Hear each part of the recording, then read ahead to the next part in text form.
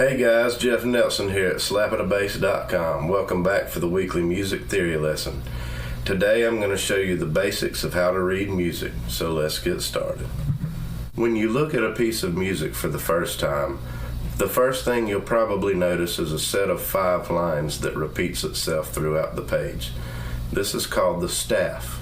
And you might also notice that at the top left hand of the page, you're going to see a set of numbers and characters. And that explains a lot about what's going on in our musical piece. We're going to talk about all of those today. Those things are called the clef, the time signature, and the key signature.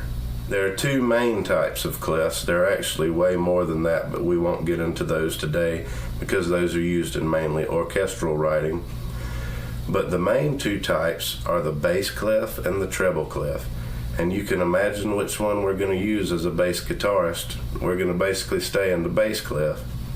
However, some of our stuff goes into the treble clef range. So it is good to be able to read the treble clef as a bass player because you can transcribe guitar solos and other instruments that are out of your register. We already talked about the time signature some in a previous lesson, but we need to remember that the top number of the time signature is how many beats per measure or per bar of music we have. The bottom number in the fraction is going to be which note gets the beat. So if it's a 4, then the quarter note's going to get the beat. If it's a 2 on the bottom, the half note's going to get the beat, etc. And then the next thing you'll see after the time signature is the key signature. Now in the example we're using today, we're going to stay in the key of C, which means we're not going to have any sharps or flats. And we're actually going to have an entire lesson dedicated to key signatures and how to read them. The main thing that you need to know right now about the key signature is that you'll see a set of all sharps, which look kind of like hashtags, or flats, which look like lowercase b's. That's your key signature. And as we know from previous lessons, the sharp raises the pitch and the flat lowers the pitch. Today I want to focus on the bass clef and the treble clefs and show you guys how to read all the notes within the staff as it applies to each of those clefs. So let's start with the bass clef staff first, since most of us are bass players. Your bottom line of the bass clef staff is going to be the note G, which is the first or top string, 3rd fret. The second line of the bass clef staff is the B, which is 2nd string, 2nd fret. The third line of the bass clef staff is a D, which is 3rd string open. Then the 4th line is an F, which is 3rd string, 3rd fret. And then our last note, or the top line of the bass clef staff, is an A,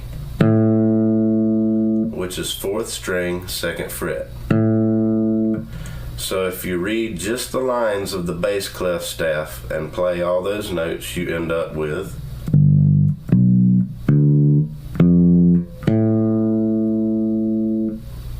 So let's go back over those notes slowly.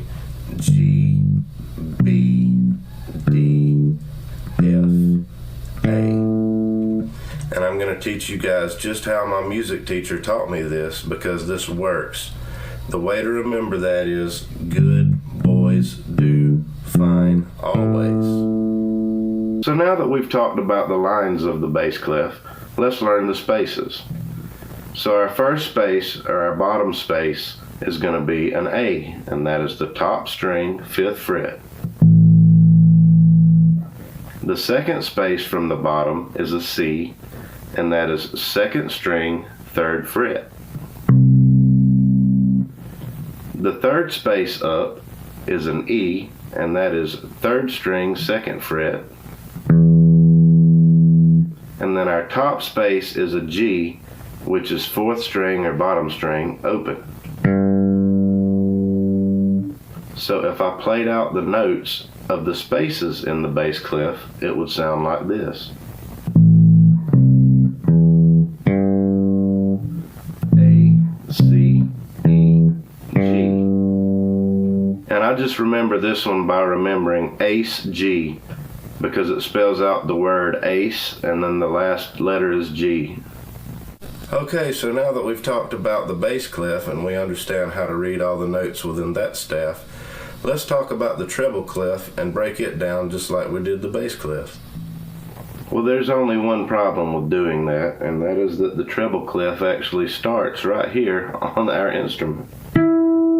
So as you can see, unless we have a 6-string bass, we're not playing in the treble clef much. So what we're going to have to do is we're going to have to take it down an octave or even 2 octaves. So now we have made the bottom line of the treble clef equal our open E on the top string. We've already established that the bottom line of the treble clef is going to be our open E on the top string. So then the second line up on the treble clef is going to be a G, and that's going to be our top string 3rd fret. Then the next line up is going to be a B, that's going to be our 2nd string 2nd fret. And then our next line up on the treble clef is the D, which is the 3rd string open. And then the last line, or the top line, is going to be an F, which is going to be 3rd string 3rd fret. So all together, that's going to be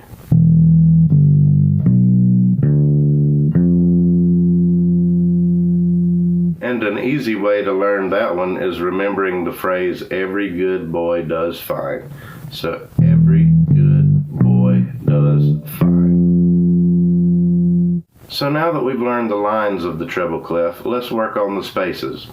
So the bottom space is going to be an F, that is 1st string 1st fret. The second space of the treble clef is an A, which is going to be 2nd string open. Our next space up is a C, which is the 2nd string 3rd fret. And then the last space, or the top space, is an E, which is 3rd string 2nd fret. And an easy way to remember that is that it spells out the word face. So you have F-A-C-E. Now I want you to keep in mind that you can keep going above and below the staff by adding lines.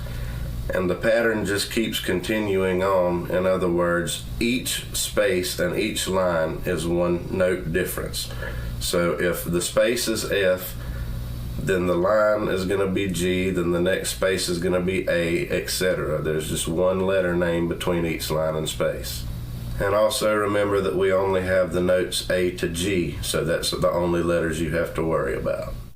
Alright, that's it for today, guys. Come back next week. We're going to talk about key signatures and the circle of fifths.